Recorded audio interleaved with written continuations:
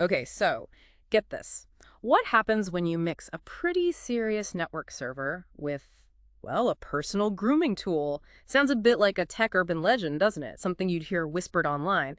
But it's actually totally real. Today, we're diving deep into the story of the legendary nose hair server, or as it's known in Japanese, Hu Hanish Saba. Right, and what we're going to do in this deep dive is really unpack the origins, the impact, and honestly, the kind of surprising legacy of this very unique product. We'll be digging into sources like the 5-channel forums and the Nico Encyclopedia, places where the tech community really lives, to see how this, well, odd marketing choice created such a lasting buzz. Exactly. It's fascinating how it took hold. So let's start right at the beginning. What exactly are we talking about when we say nose hair server? Okay, so it's basically net slang, right? It points specifically to NEC's Express5800 S70 series servers, the Type RB in particular. And the whole story really kicks off with this online shop, NTTX Store. NTTX Store. Got it. Yeah. So the big question is, how did this server end up with that nickname, a nose hair server? Well, it all boils down to this almost unbelievable marketing move by NTTX Store. They decided to bundle the NEC server with a nose hair trimmer as a bonus. Nose hair trimmer? Seriously? Seriously. Now, back then, bundling PCs with maybe extra RAM or a better graphics card, that was normal enough. But a server bundled with a nose hair trimmer, Yeah. that was just completely out of left field. Bizarre, really. And it definitely got people talking. I bet it did. Just the sheer weirdness of it. Exactly. But it wasn't just the weirdness. The server itself was incredibly cheap. This was back in November 2010, and it cost only 16,800 yen. Wow, that is cheap for a server, even back then. Right. It came with the essentials, like a CPU, a hard drive. Yeah. But you did have to supply your own operating system and monitor. But the value was undeniable. It was way cheaper than trying to piece together a server yourself from parts. Plus, you got support from a major Japanese manufacturer, NEC. Okay, so you had this perfect storm, incredibly strange bonus item plus an actual killer price point. Precisely. That combination, the absurdity and the value, made it an instant hit. They'd sell out within hours every time they got stock. In the end, they sold something like over 8,000 of them. 8,000, it's a lot for something that started with such a quirky gimmick. You have to wonder, though, was everyone on board? Did anyone think it was just silly, or did the price just smooth everything over? Well, based on what we see in the forums and sources like Nico, it really seems like the humor, the sheer absurdity was the main appeal, alongside the price. It sort of became an in-joke. And, about that trimmer wasn't just some random cheapo thing they threw in. Oh, what was it then? It was actually a Panasonic ERGN10, a known brand. This model usually sold for about 1,000 to 1,500 yen by itself. So for a server under 17,000 yen, that's not insignificant added value. Yeah. Huh, Panasonic.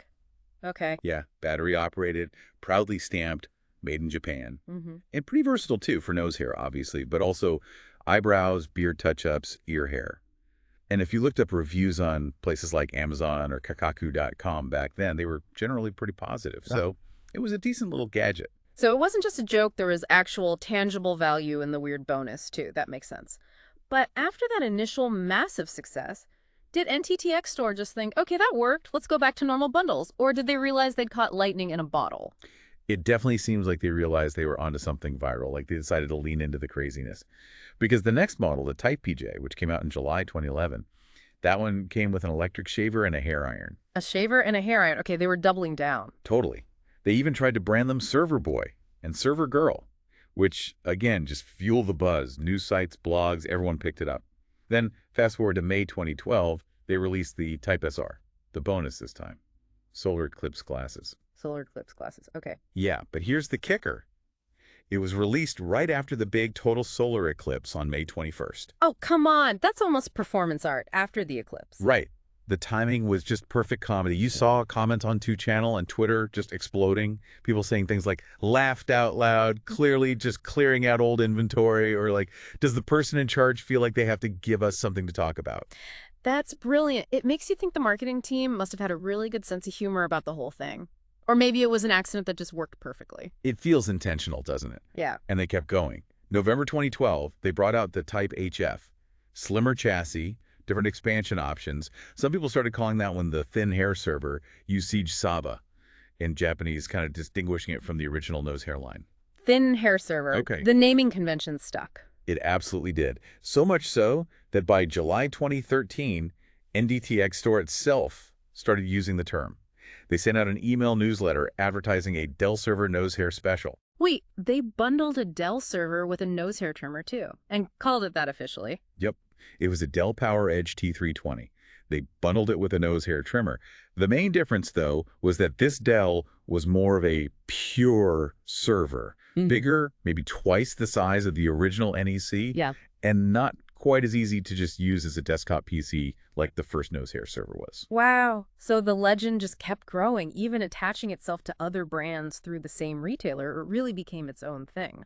So looking back at all this, why has this story stuck around for so long? It's more than just a funny anecdote now, right?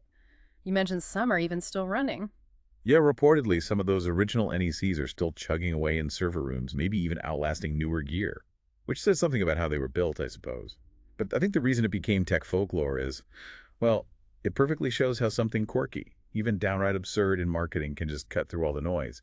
It created genuine buzz, real community engagement, People felt like they were in on the joke. Right. It wasn't just buying a product, it was buying into a story. Exactly. And if you look at forum chatter today, you see people kind of lamenting that there aren't really those kinds of super cheap servers anymore. Not like back then with these NECs or the old Fujitsu Siemens servers or the Dell SC420s people used to tinker with.